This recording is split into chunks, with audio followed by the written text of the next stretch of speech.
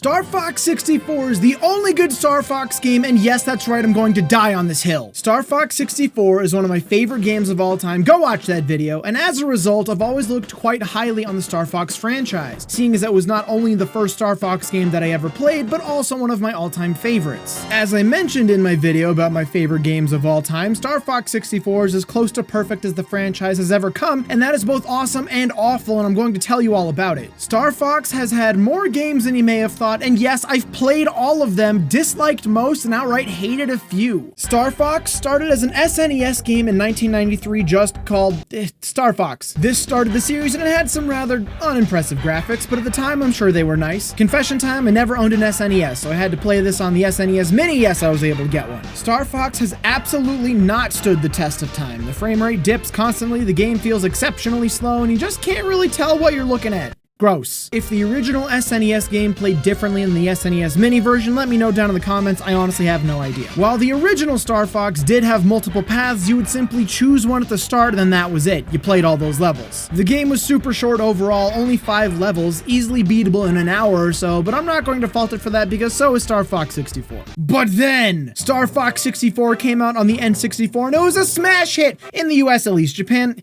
didn't like it.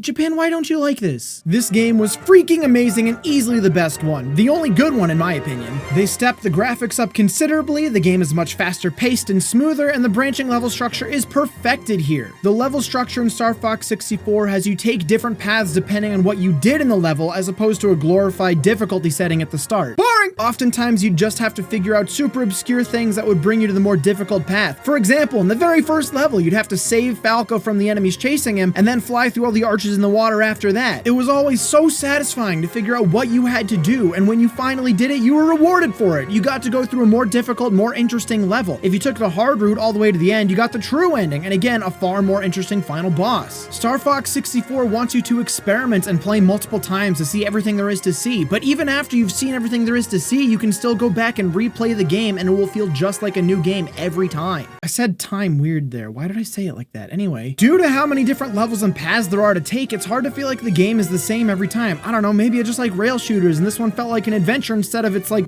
on rails. It's so funny, Mark. Nice. 5 years passed and we got nothing from Star Fox until Starfox Adventures came out on the GameCube 5 years later, and whoo boy, was this not at all what people wanted. Starfox Adventures was fine, I guess, but it's not a freaking Star Fox game. You can't make 3 games then make a 4th that isn't at all like the first 3. That's right, I said 3. We're gonna talk about Star Fox 2 later. Back to Starfox Adventures. Starfox Adventures is just not what anybody asked for, but a whole lot of people definitely learned something about themselves, that's for sure. But also what people learned is that if they want to play a Legend of Zelda game, they're gonna go play Legend of Zelda. Adventures tries so hard to be like Zelda, but fails in almost every way. The game felt clunky and awkward, the story and voice acting weren't great, and we all just wanted to fly through space on some new levels and shoot some new bosses. People liked Star Fox for the gameplay, not so much the characters, so when Nintendo tried to make a game about the characters in a setting that would facilitate that, people were justifiably upset. But everyone's already made videos on how bad this game is, so I'll just direct you to watch this old JonTron video instead. He's funny. Subscribe to JonTron. Don't subscribe to me, subscribe to JonTron. But also maybe subscribe to me if you like what I'm doing. I don't know, I'm not your dad. Starfox Assault came out 3 years later. How? Nobody freaking knows. I would even go out on a limb and say that Assault is worse than Adventures. Starfox Assault feels more like an arcade game than anything else. I guess they went back to the rail shooter formula, kinda? This game is more of a third-person shooter than anything else. You get in and out of your ship, you run around and shoot people, you feel like you're floating around. It's just an awkward experience all around. There are still rail shooter sections, but they just lack charm or anything interesting. This absolutely feels like a budget title, even though it came from Nintendo. The heck, Tendo, this isn't a 10 though, this is a 3 though. I'm funny. Starfox Assault also got rid of the branching level structure. So did Adventures, to be fair, but no one would expect a branching level structure in a Zelda game. In this situation though, it feels like they either forgot or they were just too lazy to implement one. I guess it's for the best though. This entire game just feels unpolished and like someone who's never made a game before was told to make a Star Fox game. It was closer to the Star Fox we all knew and loved, but still just wasn't quite right. Like the uncanny valley of Star Fox. Do you guys remember that Nintendo Direct that had like the Star Fox Muppets in it? Hell, those things were more comforting than this game was. Next was Star Fox Command just a mere year later, and this one was actually pretty okay. You'd more or less control multiple R-Wings on a field, kind of similar to Fire Emblem or Final Fantasy Tactics, and once your ship came into contact with an enemy ship, you'd have a battle and shoot down the enemies. The entire game was in the style of the all-range battles in Star Fox 64, where you were given an area to fight in and 360 degrees of control in which to do it, except you wouldn't be up against bosses, you'd battle regular enemies, and sometimes a boss. It's hard to tell. Guys, does this count as a boss?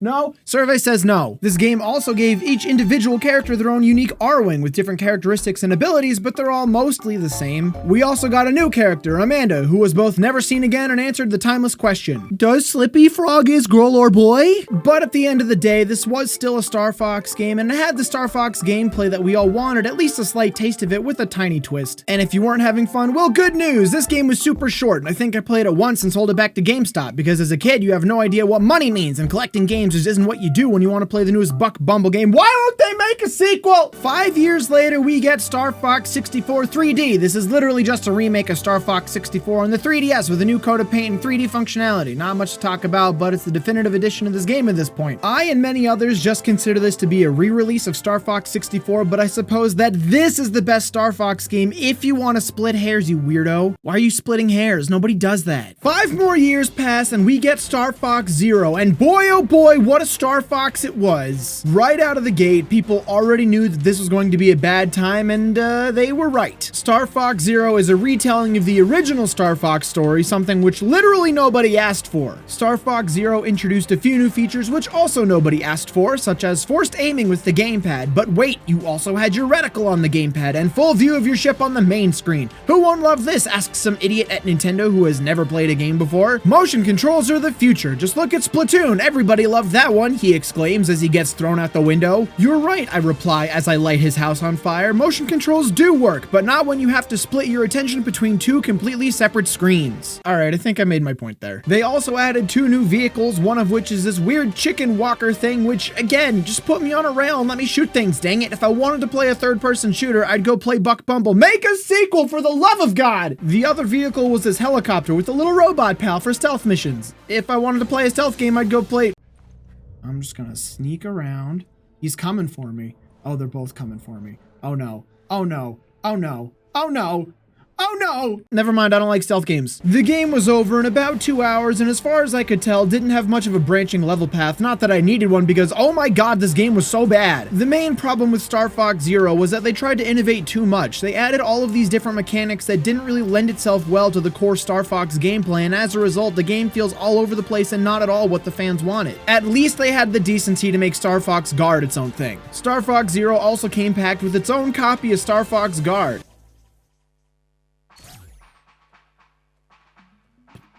I don't think I need to say anything else. Finally, a year later, Nintendo Reese's? Like, Reese's Cups? Never mind. A year later, Nintendo releases the SNES Mini, a collection of SNES games on a little device for all us nostalgia junkies, except me, because I never had an SNES. Kyle, why wouldn't you let me play the SNES when I went to your house? Share, you greedy little... Also included on the SNES Mini was Star Fox 2, a completely finished yet unreleased SNES game. I gave it a whirl, and boy oh boy, it was just like the original Star Fox on the SNES, except it also had the chicken walker thing that no one asked for. I beat this one in about 45 minutes and have never felt any sort of desire whatsoever to go back to it, so I honestly don't remember much about this game. All I know is that it wasn't fun and I didn't really like it. With all of this Star Fox history, it should be obvious why Star Fox 64 was the best, but if you just want to zone out and let me explain it for you, I have some great news. I'm going to do exactly that, but you don't get ice cream because you didn't use your noggin. But not this noggin. He makes Pokemon YouTube videos. Go watch his fun Pokemon YouTube videos. It's fun, it's good. Star Fox 64 was the perfect blend of everything that makes Star Fox good. Solid rail shooter gameplay, a unique and rewarding branching structure, and just simply a fun experience that lends itself well to playing it over and over, even when you know everything about it. The other games may have done one of these things right at a time, but never all together and never to the same extent that Star Fox 64 did. With how terrible the series has been looking back, I think I'm honestly okay with never having another Star Fox game. Sometimes a franchise just pumps out its magnum opus early in its life, and there's just no way to top that. We all know Nintendo always likes to innovate and bring something new to the table. table, but the thing is that the Starfox formula was perfected all those years ago, and everything they've tried to mix it up with a bit has just made the whole experience worse. The only way to make a better Starfox game would be to simply not do much new at all. Just make a game with some new levels, a decent balance of the different existing vehicle types instead of one submarine level, and a new story. You don't need to mess with what isn't broken, and Starfox wasn't broken, it was already perfect. But if they chose not to bring back Slippy, I don't think anyone would complain.